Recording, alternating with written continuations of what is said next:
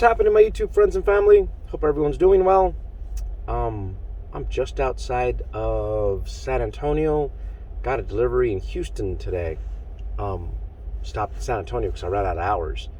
But anyway, so the other day on Facebook, someone posted a link to their YouTube video. Not uncommon that people try to use Facebook to promote their YouTube page.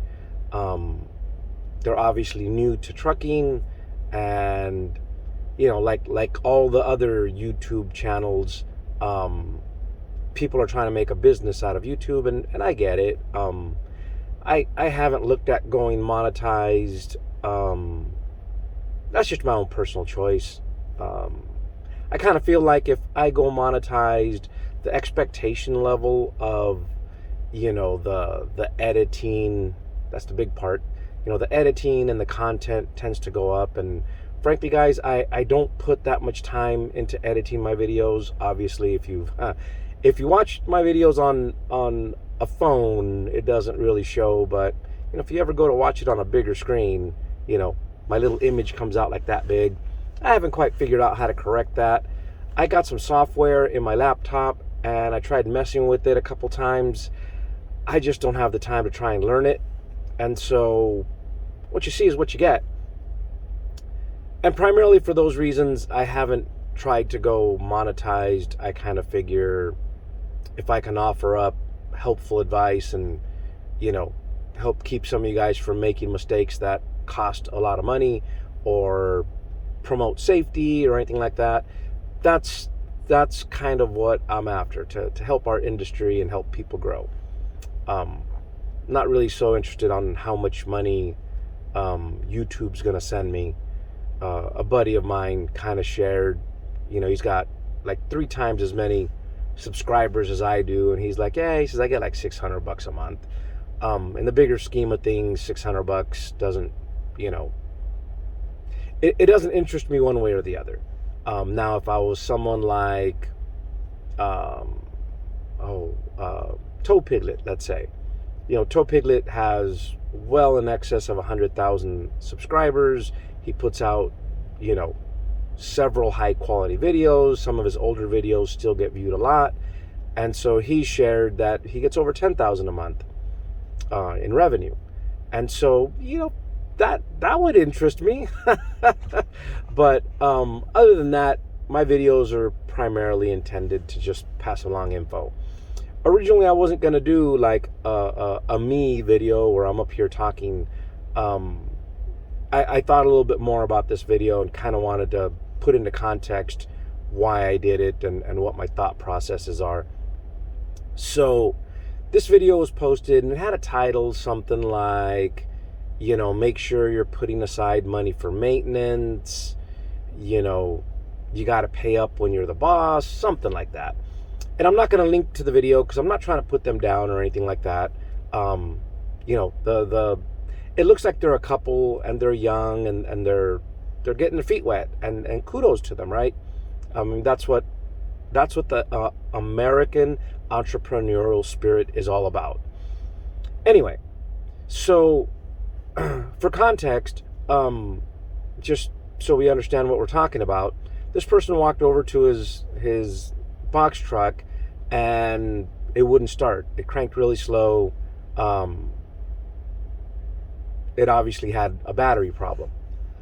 And so he proceeded to call a roadside service, which he explained in the video. They charge $100 to come out and then like $120 an hour. So the guy came out with a jump pack, a big industrial looking one. It didn't look like, a shady tree mechanic setup. Jump start the truck, and they drive it over to their shop, which was a smart thing to do. Instead of paying the higher in the field rate for labor, when they got the truck running, they drove it over to the shop, and they proceeded to replace 3 batteries. They ended up paying over $600. And so, just to give you guys an idea, what I would have done. Oh, and the guy explained in the video that he lost a day's work, And, now the next day he has to go work because not only did he not get revenue, he paid $600. And so the video is kind of making it seem like, well, when you're the boss, you need to have that money. Guys, when you're the boss, you need to have the knowledge. When you're the boss, you need to make the right decisions. These types of decisions really make or break a company. Some people think, you're profiting all this money. In the end, you're not. You don't profit as much as you think.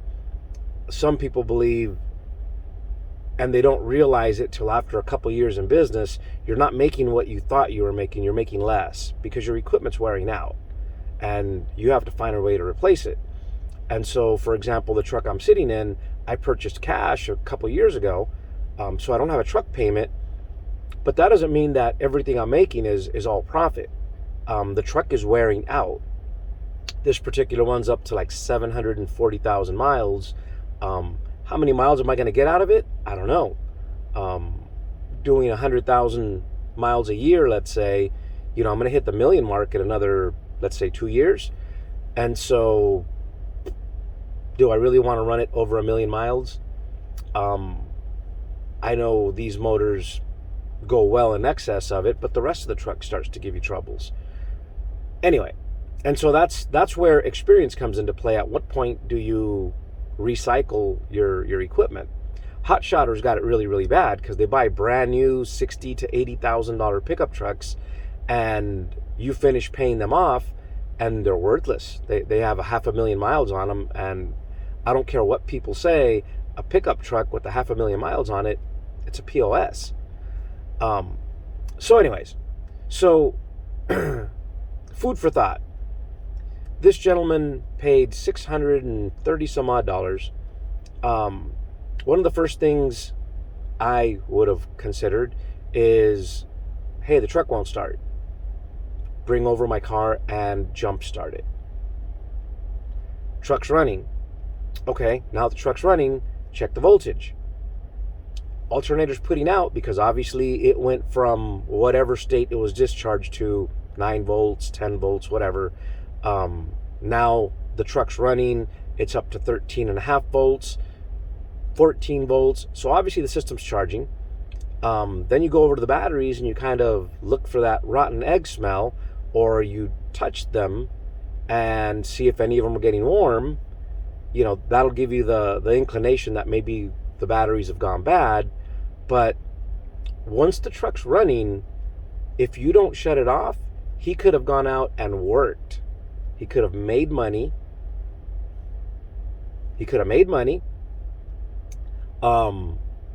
I would have gone to depending on geographically where everything is.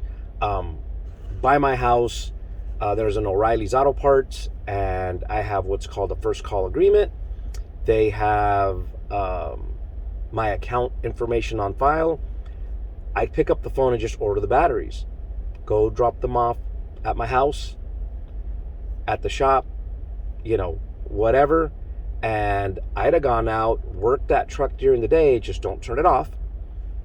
And at the end of the day, after I made my money, I'd have gone home, swapped the batteries out, called up O'Reilly's and said, the cores are sitting at the house. The next day or so, they'll swing by, pick up the cores, and probably would have paid under $90 a battery. He said he bought 3 of them, so that would have been under $300 plus a little elbow grease on my part, a little sweat equity there. And I would have made money that day, not been parked all day, and I would have saved myself $300 in labor. And so you say to yourself, well, that's not a fair comparison, Miguel, because, you're mechanically inclined. Guys, as owner-operators, as fleet owners, as fleet managers, even as drivers, it's very important you understand how these things work. Just because it's easy to do the work, and I use the term easy loosely. You box truck guys, you guys work. You physically load and unload your trucks, and I tip my hat to you. I mean, it's work. I appreciate that. I'm 54 years old. not exactly in great shape. And so running the dry vans, it fits me. I bump the door, I jump in the sleeper, they knock on my door when I'm loaded or empty, and I don't really get dirty. But when it comes to, I'm going to pay somebody $100 an hour to do certain things, I'm not about, sitting on my butt and giving away my money. I'll do the work. In fact, I have a couple videos where I've shown, I've changed EGRs, I've done services, I'll get in there and get my hands dirty. Again, I don't expect everyone to have the same level of experience and knowledge, but simple things like, I got a flat. If you can plug that tire instead of pulling the tire off and patching it, boom, keep that money maker going. Oil changes, do them myself. Minor light repairs, do them myself, especially on the road where you're 1,000 miles from home, and some podunk little shop is going to charge you $300 to install a set of batteries. If I had that same problem right now, my truck didn't start, I'm sitting at a Love's, I'd walk right over to that Speedco, buy the batteries, carry them over here myself, bolt them up, take the cores back, and let's roll. That's money, guys. Anyway, so I put together kind of a little slideshow that shows the things I carry in the truck, and it's stuff that saves you money, guys. It's stuff that, if you're even a little bit mechanically inclined or understand how things work, with the help of YouTube, you can do a lot. And when I say I have these things in the truck, let me reach over here real quick.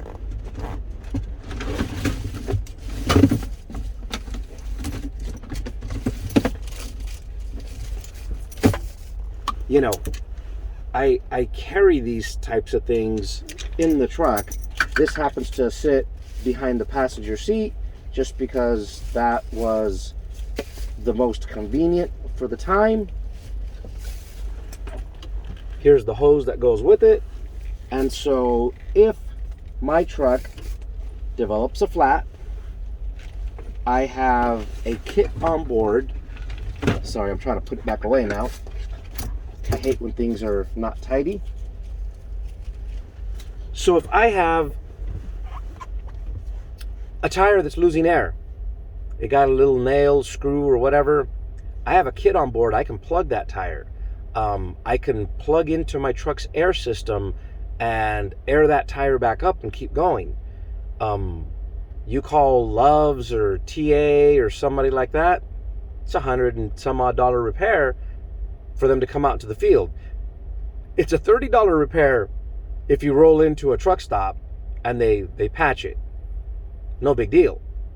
But, if they come out to where you are, now they're charging you. Some places it's by the mile plus hourly. Other places it's a flat fee. Like in this video, they say, they told the guy it's $100 flat fee to come out, plus $100 an hour, 120, 130, something like that. With one of these plug kits that cost you about 30, 40 bucks, and you'll do multiple tires, you can plug it yourself. You invest another, let's say, 100 bucks. The hoses I just showed you, I spent under 100 bucks on that. And I can air up all my tires. It'll take me a little bit, because I don't have a big high-speed compressor like their pickup trucks do, but these trucks build air, guys. If your box truck has air brakes, it builds air. You tap into that system and you use it to your advantage. Anyways, check out the slideshow. It kind of shows the things that I like to carry in the trucks. We all have different, skill set, mechanical knowledge, yada, yada, yada. And so for some of you, some of the tools, maybe you're not going to be all that interested. For some of you, the tools may not be advanced enough. If you understand things better, you may want more tools just because you have more ability. Me personally, at my age, I won't dismount the tire and do all that. Call it I'm getting old, I'm getting lazy. I just won't do it anymore. It is possible to change your own tire in the semi trucks in the field. You can bring your own jack. They even have them where they're pneumatic, which basically means you push a button and it sits there and pumps up and lifts the axle. They have electric impact wrenches now that can remove these tires. They're over $1,000, but do a field repair or replacement of a tire once or twice and you'll recoup that money doing it yourself. But again, my old fat butt just doesn't want to do that anymore. So I mean, we all have our limits, we all have our abilities. I carry the stuff I carry for simple stuff. If I have a blowout, even though I carry a spare in the back of the truck, I'm not going to pull out bars and a hammer and try and bust a tire. I'm just not going to do it. For that, I will pay somebody to do it. And maybe in the case of this gentleman in the video, maybe he feels the same way. Maybe he feels like he's making enough money where he doesn't want to get dirty. But he says it in the video, now I lost a day's work, plus I paid this money. Now I got to go grind to get myself out of the hole because I need my money back. I think had he had even a mentor, someone a bit more knowledgeable, that had told him, bro, go jumpstart that thing, get it running, and then diagnose once it's running. If you just have bad batteries, honestly, if he just had bad batteries, he could have gotten the thing running, driven over to O'Reilly's, and if he'd have pulled the batteries out, they would have tested the batteries for him for free. And then once tested, if they tell him you got one bad battery, the other two are fine, maybe it would have only been an $80 repair instead of a $600 repair. Anyways, I made the intro way too long, but I kind of wanted to drive the point home, why I'm making the video, what it's about. Check out the little slideshow. There's some good stuff in there I think you guys should have in your trucks. Anyways, as always, guys, thanks for watching. So let's start with jumper cables. Because the person who posted the video showed a situation where they tried starting the truck and it wouldn't start, and then they called out a service truck, and I guess we're going to use that as an example. In the video, he stated they charge like $100 just to come out, and then the hourly rate from that point on was like $1.25 or something like that, which is kind of the going rate. And so, guys, if you go out and buy yourself a set like these are 1 gauge, so they're kind of thicker, and they're 30 foot long. I like this type because on the end that's attached to your truck, it actually bolts into your vehicle instead of it being clamped on. And then if you see the gray plastic part, that becomes a quick disconnect. It's kind of the way tow trucks are set up. And so the way I have my trucks done is those cable ends, I don't have them plugged into the battery. I have them plugged in at the starter itself, which on my trucks is on the passenger side towards the front of the truck. Unlike cars, these trucks have the batteries either under the cab or behind the cab. And if you compare that to like a pickup truck or a car, most of them have those way at the front, which is convenient. But if you have dead batteries, even worse, if your batteries go dead on the side of the highway and your batteries are on under your driver's side door, that's where you need to stand and connect and disconnect your cables. And so that's kind of a dangerous situation, especially if your cables are shorter. That kind of means a vehicle's got to be on that side. If you set them up this way, the cables leading to your starter are the thickest ones in your system anyways. And so I have mine bolted directly to the starter, and then with the quick disconnect, it sits kind of just forward of the the passenger side wheel, and you can plug in there. Now the advantage is, because that's further forward on the truck, now we have 30-foot long cables leading forward of the truck, so we can actually park, let's say, a car in front of the truck facing the same direction. In other words, you don't have to flip a U-turn and go against traffic, and you can use the car to jump start the truck. The other advantage is, in this particular setup for ours, the alternator actually sends its charge line to the starter also. And so in a scenario where we are jump starting another vehicle, that's coming more direct from the alternator itself, and it makes for a really quick and handy jump start. All right, so the next couple items, I'm going to do the rest of them kind of in order of what I believe is the most frequent needs or breakdowns we have, and oftentimes the most costly when they don't need to be. So the next two items is how to address a low air pressure condition in your tire. Basically, you got a tire going flat. That's the way I should have said it. My apologies. And so for semi trucks, where you have a airline that goes from the tractor to the trailer, this is a real simple setup. You can get them on Amazon, or you can find them at most truck stops. Shouldn't be more than $30. This is real simple. It plugs into your supply line that charges your trailer. Basically, you disconnect the trailer, you put this thing in line, and then you push the red button to supply the trailer, and you have air. And so that is one way to get air. The other way is, for you box truck guys that don't have a trailer, you can do something like this. It's an airline setup. There's a part you can't see here, but if you go down to like Home Depot or Lowe's, what you'll do is you'll remove the drain line on one of your air tanks if you have a trailer or a truck with air brakes, and you'll want to install a ball valve in its place. Make sure you get the ball valve, or DOT will write you a citation.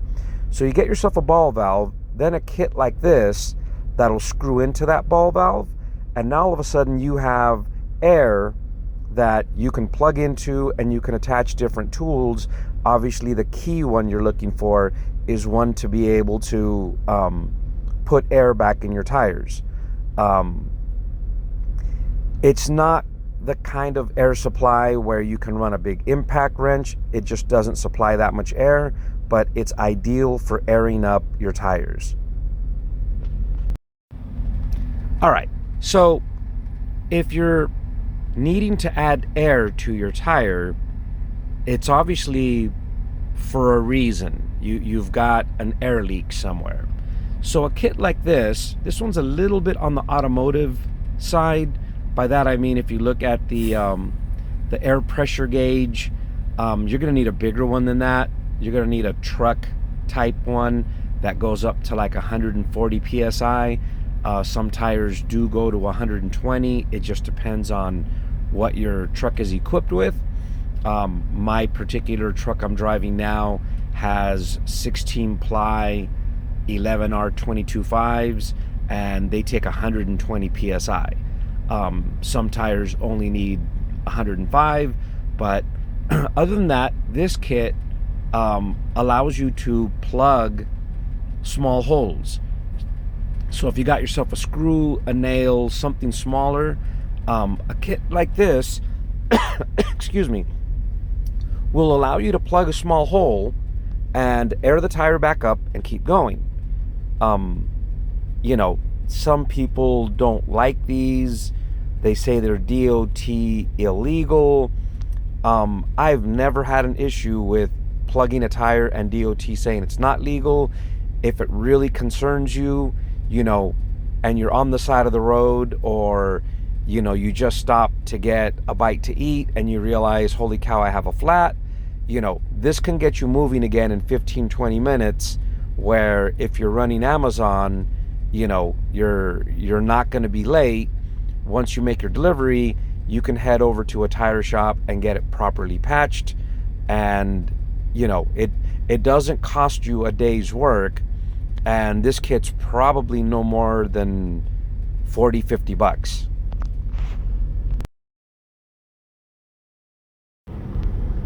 Okay, so these guys you may not recognize, and if your truck does not have air brakes or any kind of air system, they're not really relevant to you. But what these are is they are push-pull quick disconnects. They're the simplest thing in the whole truck.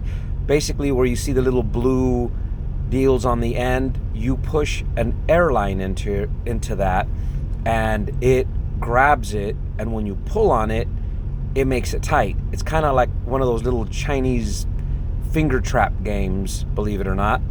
And so these things sometimes leak, and having a few on the truck, they don't cost much. They come in an assortment of sizes. I would recommend you become friends or develop a little bit of a relationship with someone at a truck parts place. Personally, I use O'Reilly's close to my house. The commercial manager there is a friend of mine, and the cool thing with him is I can just tell him what I need, and he'll bring the stuff and just put it on my porch at my house, because basically he's my neighbor. Anyway, so a guy like this can look your truck over and tell you what size of airlines you have. The trucks use some really small ones for sensors and stuff, and for activating things like your air seat and things like that. And then the bigger ones work for supplying brakes and tank pressures and stuff like that. Aside from the fact that they fail, a hack, guys, if one of your airlines develops a leak, a little pinhole or something, you can use these to repair that. And so the way the repair would work, wherever that pinhole or maybe the line has rubbed on your chassis and just created an abrasive mark, what you do is you take yourself a box knife, something else I think you should add to your truck, and just cut off the damaged area, and then use these to connect what's left of that airline, and that will eliminate the part that's damaged and or leaking. So another thing, since we're on this topic, I would add, if you go by most of your commercial truck sales places, I'd have one of those people come out, take a look at the truck, and tell you what size airlines you have throughout the truck, and just buy some of that airline, like 10 foot a piece. These are the simplest repairs to do. Some people are intimidated by it, but honestly, you don't have to be a mechanic to make these repairs, and they're the simplest. A handful of zip ties, we'll get to that. Maybe some wiring loom to protect it from rubbing through again, and anyone can make these repairs. These are a set of filter pliers. I recommend that you carry in your truck every filter your truck uses. So my trucks use a coolant filter, they use 2 fuel filters, and they use 3 oil filters. I carry spares of each, and it's not that I plan on doing oil changes in the field. If you run something over and it, as you're running it over, comes up and happens to hit one of these filters, all of a sudden you're losing, oil, coolant, fuel, whatever. Or if you pick up some bad fuel and you need to change them, these pliers come in super handy. And so not only are you adding the pliers, but I would make sure you have on top of the pliers that you have the filters themselves. If you have the other kind of frame mounted fuel water separator, you'll want to invest in a wrench like this. These things, they're a lifesaver to get those off, and if you've ever seen them, they're like that plastic bowl that you can see the water in. Actually, you shouldn't see the water, but that's what separates your water. If the fuel gets to the top, your filter's clogged, and these make changing those a breeze. I would strongly recommend you have one in your truck, along obviously with the filter.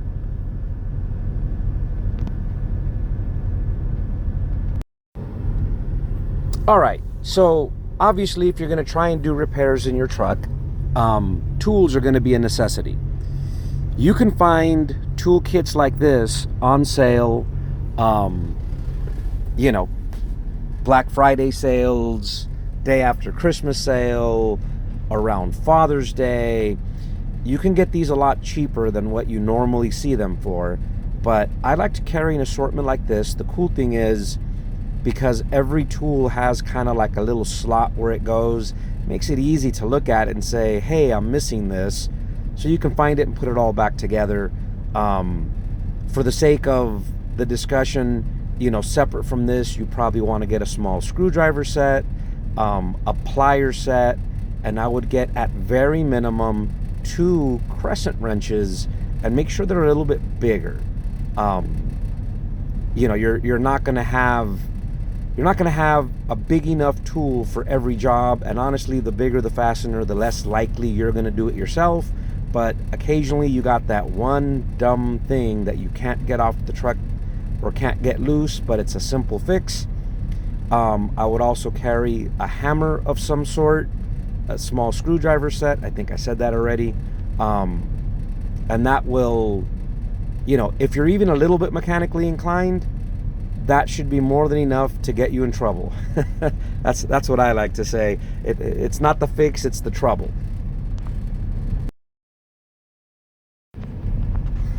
Okay, so these are basically your connection between the tractor and the trailer. Box truck guys, this doesn't really apply to you. It's the semi trucks. You know, these things are constantly being stretched. You know, they rub back and forth, yada yada yada. I like to have, you know, a spare set under the sleeper. Especially for you Amazon guys that are doing, you know, drop and hook all day long. All it takes is for something to get you out of rhythm and you forget to unplug these things and you drive off. You know, you may not completely destroy them, but you can damage them enough where, you know, now all of a sudden your lights don't work, or you have an air leak, or, you know, XYZ. I like to carry a set underneath the sleeper. Doesn't take long at all to replace them once you've damaged them. The last set I had to replace, it was just a matter of I turned really tight and it stretched one right at the base, and it kinked it over and it started to leak, and I just replaced the whole thing and kept going. Also, if DOT finds a leak on these things at a scale, they put you out of service, and you having these things on board, or you could just screw them on and keep going, you know, that saves you a ton of money. You know, anyone that comes out to fix it is going to charge you an arm and a leg, and for what these things cost, it's good insurance to have under the sleeper. I would, of course, go ahead and buy the glad hands that go in the end of them, and add to that, just for good measure, have a box or a packet of glad hand seals also. All right, so this is just a couple spools of primary wire. I would keep one of each, but more importantly, I'd have a kit, something like this, that'll let you do, you know, minor repairs. You know, a wire comes loose, you have a blowout and it rips some wires out, that kind of thing. You know, you want to make sure your kit has some decent pliers and that it has plenty of different terminal end styles. and this is going to be subjective, guys, because we all have different skill levels when it comes to this. Some people don't like electrical, and I don't expect you guys to be troubleshooting, but something real simple. A light quits working and you can see where it rubbed through somewhere, and you just need to repair a short piece. Not real difficult. A kit like this isn't expensive. Of course, if you have more skill set than that, if you've installed sound systems in your own car, that kind of thing, you can probably invest in a little bit of a nicer kit. And if that's the case, if you really do understand how electricity works, I'd invest in a test light and a multimeter. That puts you in a range where you can actually troubleshoot. These things do not include, I like to carry 2 gallons of oil, 2 gallons of coolant, spare light bulbs. That includes not just the headlights, but my round tail lights on the trailer. I also have I have a gallon of water that I cut a section off, and I've dropped just a whole bunch of different fasteners in there. Nuts, bolts, washers, lock washers. It's kind of a mess, but everything's in one place, and so when I need it, I got it. I also keep battery, the nuts that fit over the batteries. That's pretty handy to have. Corrosion starts to set in or whatever, you can just drop those in place.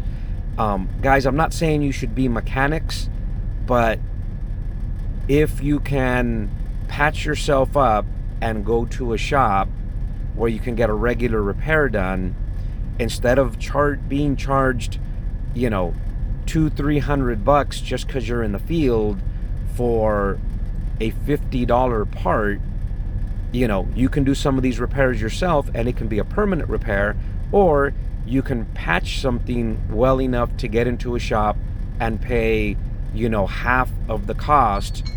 More importantly, it won't interfere with your delivery.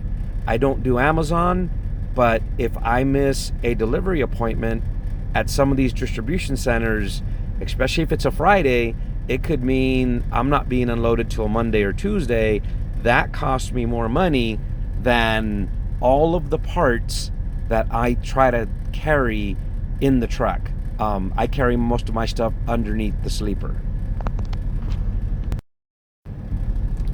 For you box truck guys, I would recommend carrying this stuff in a toolbox that's mounted on the side of your truck. If you can even keep some of these things still in their original cardboard box, that'll keep them in better condition for the day you go to use them, because as the truck bounces, all of these things rub against each other. The other thing I carry is a spare tire. Not necessarily a wheel, but I have a spare tire. A buddy of mine gets them used from a local school bus district that replaces tires anytime they have to do a patch. And what I mean by that, guys, this particular school district is a larger district, and if they get a nail in a tire, they will not put a patch on it.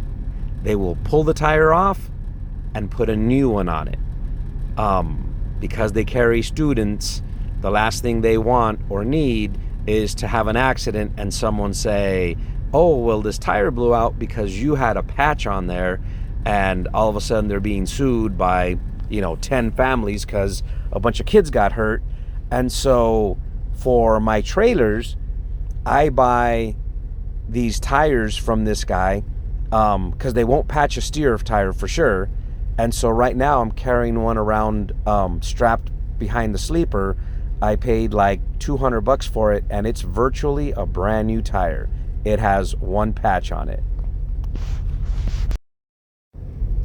Anyway, guys, this is just my opinion, my suggestions. It's kind of what I do and how I avoid, it's how I avoid being stuck in the middle of nowhere, paying somebody a really ridiculous rate for them to come do something really simple that I can handle myself. I am kind of a hands-on person. I've been around trucks for a really long time, and I get that someone newer might be a little intimidated by it. But, you know, if you watch this video and you see the tools I suggested, you know, you could easily, you can YouTube a lot of these different procedures and see for yourself if you feel like you're up to doing them. As always, thanks for watching.